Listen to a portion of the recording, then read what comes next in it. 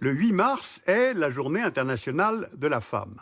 Ce jour permet de faire le point sur l'évolution de la condition des femmes dans le monde. Alors qu'en est-il au fond? Et puis est-ce que c'est véritablement mesurable? Mais tout de même, rappelons-le, les femmes, c'est-à-dire la moitié de l'humanité, subissent constamment des discriminations, ne sont pas traitées à égalité, ou pire, sont souvent considérées comme inférieures par les hommes, ou harcelées, ou brutalisées, simplement parce qu'elles sont des femmes. Donc aujourd'hui, voyons de quelles inégalités, de quelles discriminations nous parlons exactement. 3,7 milliards, c'est le nombre de femmes sur cette planète en 2016, soit un peu moins que le nombre d'hommes, mais c'est aussi le nombre de personnes susceptibles de faire l'objet de discriminations ou d'inégalités liées au sexe. Et ces discriminations prennent des formes très diverses. Par exemple, l'absence de parité lorsque les femmes ne sont pas aussi bien représentées que les hommes, notamment en politique. En 2015, seulement 23% des parlementaires étaient des femmes, et dans plusieurs pays, il n'y avait aucune femme dans les assemblées, comme au Qatar ou au Yémen. Il y a aussi des inégalités mesurables, comme l'inégalité de salaire. Au niveau mondial, et en 2015, les hommes gagnaient en moyenne près de 2 fois plus que les femmes, selon le Forum économique mondial. Au Pakistan, par exemple, c'est 5 fois plus. Il y a aussi des cas où les femmes ne bénéficient pas des mêmes droits que les hommes. L'inégalité est alors inscrite dans la loi. En République démocratique du Congo, les femmes ont besoin de l'autorisation de leur mari pour ouvrir un compte en banque. Enfin, les femmes peuvent être victimes également de violences visant justement simplement leurs conditions de femmes. En Somalie, l'excision et les mutilations génitales concernent 98% des femmes de plus de 15 ans, selon l'UNICEF. Alors souvent très ancrées dans les mœurs, ces inégalités et discriminations sont présentes dans tous les pays du monde, à des degrés divers et dans tous les domaines de la vie, politique, économique, vie familiale, droits reproductifs et sexuels. Donc la lutte pour l'égalité entre les femmes et les hommes est un combat global. Alors si ces injustices sont très anciennes, la mobilisation de la communauté internationale, elle, est assez récente. La première conférence intergouvernementale sur les femmes a été organisée par l'ONU en 1975 à Mexico, avec pour but d'améliorer la condition des femmes. 3 conférences suivront, en 1980 à Copenhague, en 1985 à Nairobi, puis en 1995 à Pékin, où les 189 États présents ont adopté la déclaration et le programme d'action de Pékin, qui fixe des objectifs de réduction des inégalités dans 12 domaines tels que les droits fondamentaux, l'éducation, la place des femmes dans l'économie. Donc la nécessité de réduire les inégalités entre les femmes et les hommes semblait faire l'unanimité. Alors depuis, est-ce qu'il y a eu des améliorations?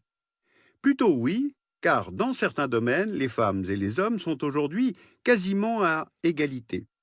D'abord le droit de vote. En 1995, l'année de la conférence de Pékin, le droit de vote des femmes est largement répandu, mais 5 pays du Golfe ne l'ont toujours pas accordé. Eh bien, depuis, c'est chose faite.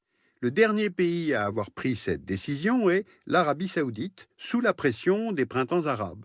La première élection ouverte aux femmes a eu lieu en décembre 2015.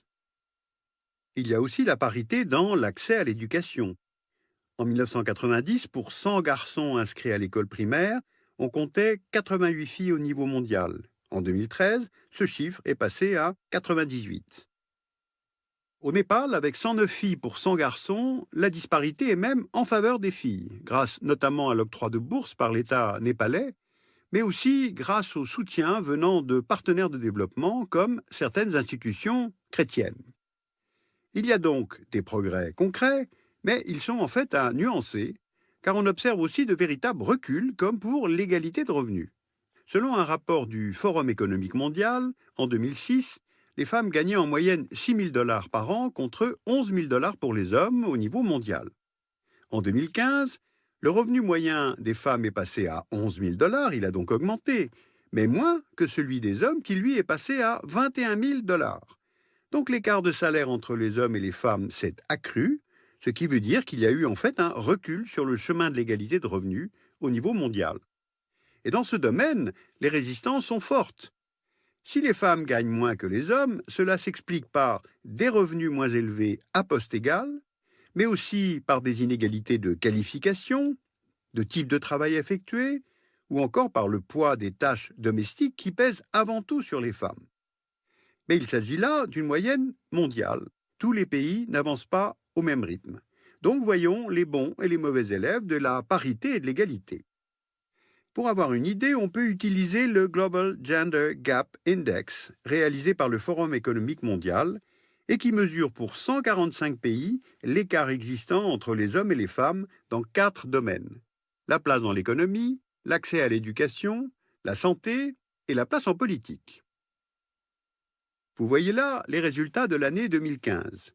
Les pays les plus foncés sont les plus proches de l'égalité, les plus clairs ceux qui en sont le plus éloignés, et en gris, les pays à données non communiquées. L'Islande, la première du classement, se distingue notamment par ses 40% de femmes au Parlement et leur place dans l'économie. C'est aussi le pays où le congé accordé au père à la naissance d'un enfant est l'un des plus longs au monde. En bas de notre classement, on trouve le Yémen. L'Allemagne est au 11e rang, la France au 15e rang. Et en Afrique, il y a un pays qui sort du lot, c'est le Rwanda, qui est le 6e de ce classement. Et cette bonne performance s'explique principalement par la place des femmes dans la vie politique. Après le génocide de 1994, les femmes ont joué un grand rôle dans la reconstruction du pays, ce qui a été pris en compte sur le plan politique. En 2003, la nouvelle constitution impose un quota de 30% de femmes au Parlement. En 2015, 64% des députés rwandais étaient des femmes. C'est le pourcentage le plus important au monde. Mais ce classement ne prend pas en compte certaines réalités, comme les violences faites aux femmes. Par exemple, selon une enquête réalisée par le gouvernement rwandais en 2010, 2 femmes sur 5 avaient déjà subi au moins une fois des violences depuis l'âge de 15 ans. Par ailleurs, cet index calcule les inégalités entre les hommes et les femmes, mais il ne prend évidemment pas en compte les droits qui ne concernent que les femmes, comme l'interruption volontaire de grossesse, l'avortement. Allons voir le Nicaragua, 12e au classement, et où, dans le gouvernement nommé par le président Daniel Ortega, les ministres sont en majorité des femmes. Et bien pourtant, c'est aussi sous la présidence d'Ortega que l'avortement, auparavant autorisé dans certains cas, a été totalement interdit en 2009, Ortega cherchant à rallier des soutiens catholiques conservateurs. Et le Nicaragua n'est en fait pas une exception, puisque le Salvador a également interdit l'avortement, auparavant autorisé. Plus proche de nous, le Portugal et l'Espagne ont durci les conditions d'accès à ce droit. Donc ces exemples nous montrent que les droits des femmes, même inscrits dans la loi, ne peuvent malheureusement pas être considérés comme des acquis. Mais alors, comment faire progresser la parité tout en garantissant les avancées obtenues? Quels sont les outils existants? Quels sont les moteurs pour ces avancées?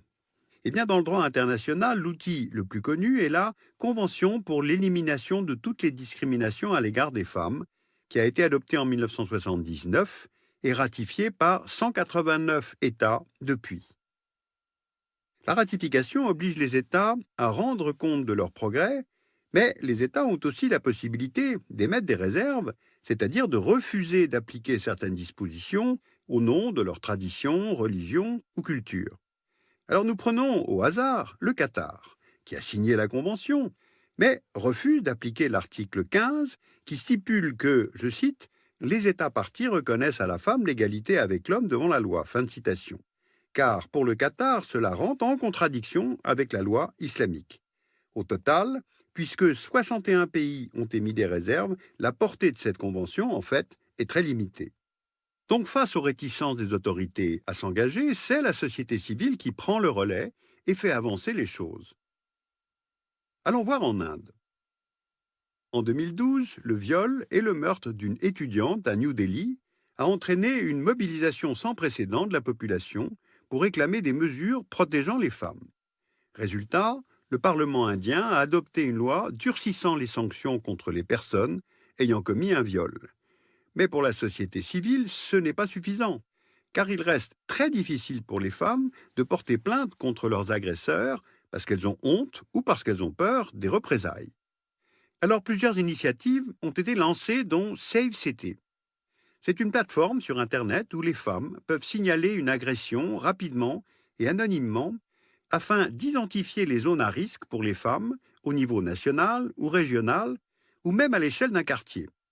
Vous voyez là, en bas à gauche, les zones mal éclairées d'un quartier de New Delhi, et en bas à droite, les viols commis dans ce même quartier.